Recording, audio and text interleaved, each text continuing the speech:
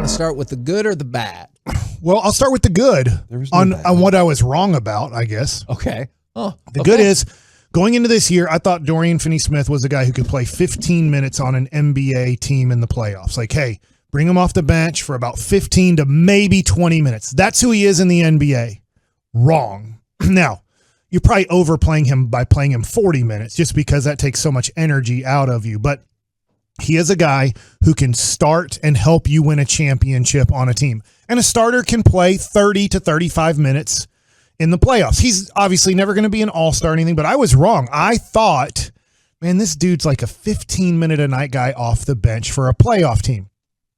I think right now he would have a role on the Golden State Warriors. He would have a role on the Boston Celtics. I don't know if he'd start or not, but he would have a role where you'd be like, look, if we're playing Dorian Finney-Smith 20 minutes on either one of the teams in the championship game, he's going to be a positive player for us. If you have to play him 30 minutes, he should be a positive player for us. He will not hurt us. So that's where I feel like that was a major positive to this year. Dorian Finney-Smith had such a good year that by the time this thing ended, you probably did get, if he can play the way he played after signing the contract, you probably did get a good deal, because I was looking at, is he as good as Marcus Smart? No. Yeah. I thought that. And I know they're different players, but I was like, we're now paying him as much as Marcus Smart. Like, if you look at Jay Crowder, who I kind of compared what he'd do. Jay Crowder makes $7 million a year, and we're going to pay him 14. Like, I was like, this just doesn't seem right. This seems like we're overpaying. But the way that he played at the end of the regular season and in the playoffs, that was one of the best things that happened to the Dallas Mavericks. Dorian Finney-Smith established himself as a very good starter on your team. Mm-hmm. And so the thing I was right about, Kevin, is that the Mavericks would try to highlight KP early in order to trade him. It didn't work out for them, but they did trade him. Like they did. Like, you watch Luka first half of the season versus last half. He tried. He was like, let's do what we can to try and get him at least sellable. And then Luka exploded after he was gone. So that was something that I was like, this is the only plan. If KP can't work with this team, if you can't get this player to be the guy that you need him to be, and I think Jason Kidd quickly assessed that. He and Nico quickly assessed that they had no place to utilize him, and they said, we'll take whatever we can get, and you got something for him. And I think that's something in the playoffs. Spencer Dinwiddie, it took a while for it to start, but once it did, you got an effective player in the playoffs down the stretch for him. So I was right about that. Are we just doing our rights right now? Yeah. Well, I did the wrong, but in a positive way, right? Yeah. Because my right is I was right about a really negative thing that happened to the Dallas Mavericks. And everybody wanted to fart on me for that. Hey, did you apologize? Some people stop that. Right. You just got unblocked. Yeah, you're unblocked. But you're on probation. Remember what he said. I get to Kembe you whenever I want. Remember that. Corey, I do see some people weighing in on what they were right and wrong about from the 972. LOL. Man, I was so wrong about Moses Brown. I thought he was a Tyson Chandler starter kit. Whoops. And from the 214, I was right about Powell. He stinks.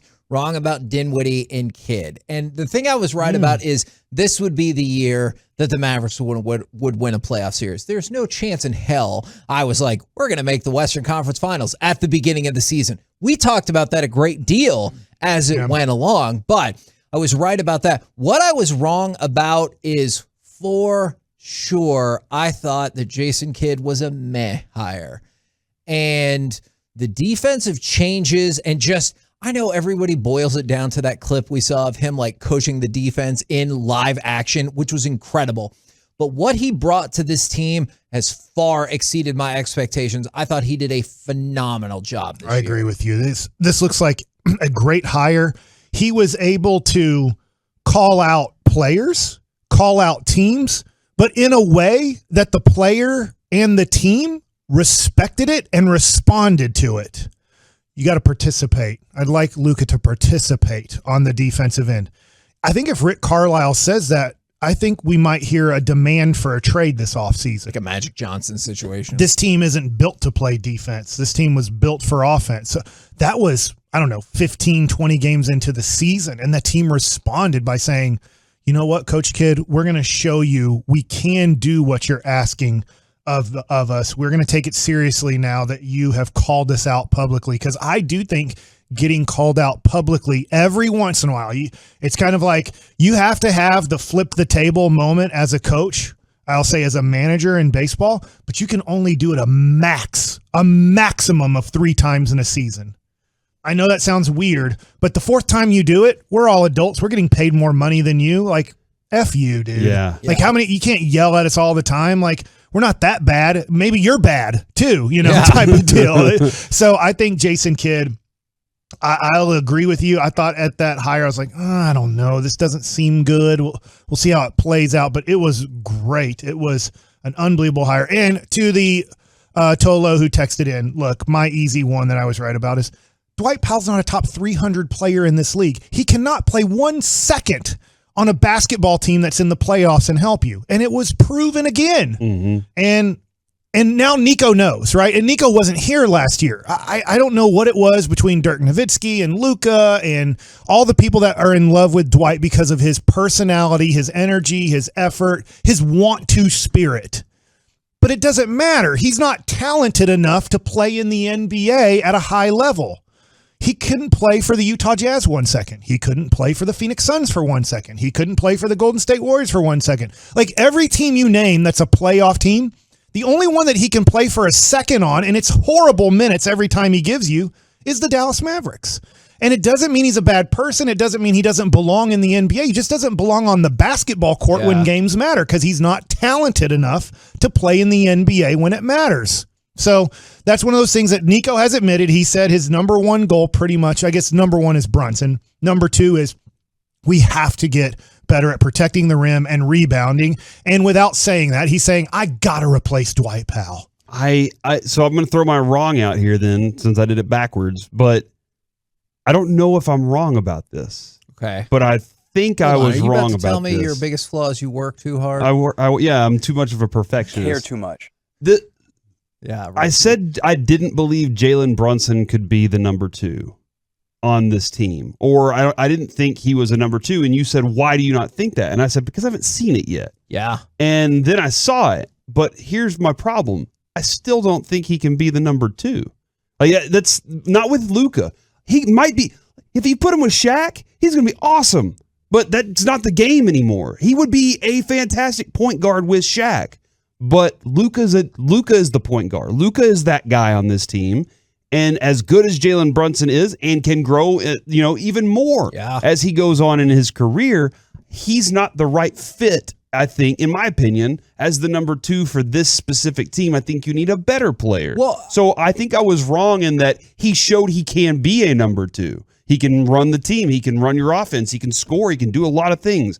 But for this team, I think I'm still right in that he's not their number 2 that's going to win championships. Well, and that's the thing, because championship comes into the discussion. I absolutely believe Jalen Brunson can be a second option on an NBA team, but I don't think he can be a championship, at least not right now, a championship second option. I think he's a championship third, and I don't think that's a bad spot He falls into in a different way, he falls into the Derek Fisher role. If you can get him into that role, Derek Fisher was a valuable piece to the Lakers winning the 3 championships in a row, and he came back, he lied his butt off to get back to the Lakers when they became good again.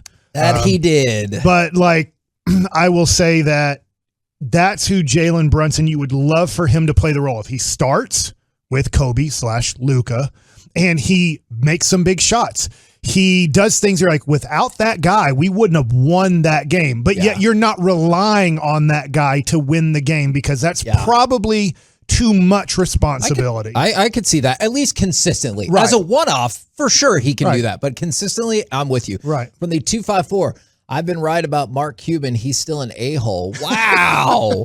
From the 214, I was right about how terrible Powell is as an NBA player for a good team. And from the 817, and this is something that evolved as the season went along. I was wrong about Reggie Bullock. I thought he'd get lost in the shuffle. Turns out he's a dog. And at the in the best possible way. But at the beginning of the season, you look like you're like the first 2 months. Yeah, that's not a good deal. But then as the season went along, there were all kinds of days where we talk about Dorian Finney-Smith. 2 months, I wanted Josh Richardson back. Yes, yes. And there were times when Dorian Finney-Smith and Reggie Bullock, I felt the same way about. I didn't have like a specific moment for you, but I could look back on many games and be like, you don't win that game without that player. Yeah. And like, I think that's the sign of an important player on your team.